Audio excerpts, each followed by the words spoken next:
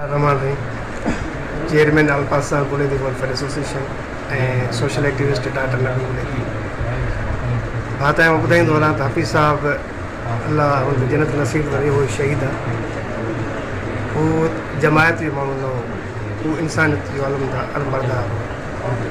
उहो असांजी जमायत जो सीनियर वाइस प्रेसिडेंट हुयो सेंट्रल जो, ऐं जमायत इस्लामी जो डिप्टी जनरल सेक्रेटरी हो सिंधी जो।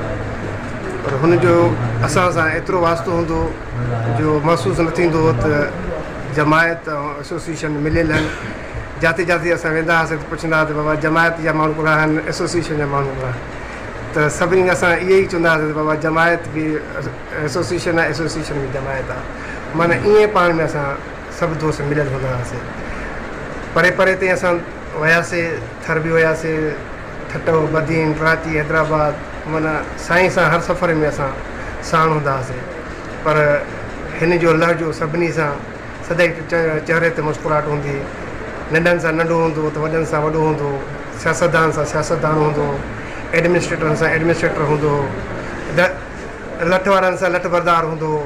पर हुनजो सॼो दारो मदार इंसानियत सां सुलाहियल हो। उहो इंसानियत जो अलमबरदार हुयो। सुबुह सवेरे निमाज़ पढ़ी जो इंसानियत जी सर्विस में वेंदो हो त पोइ सिज लही वेंदा हुआ, ऐं पोइ रातियुनि जो रातियूं बरपट में बि रहिजी वेंदो हो। असांजी दुआ आहे त अलाह उन जन्नत नसीब कंदो। हू शहीद आहे ऐं असांजी ईमान आहे त शहीद कॾहिं मरंदा न आहिनि। ऐं असांजी एसोसिएशन हिन सॼे दर्द में बराबरि जी शरीक आहे। असांजो दोस्त सभई 3 ॾींहंनि जो शो मल्हायो आहे सॼी एसोसिएशन तरफ़ां। असांजी दुआ आहे त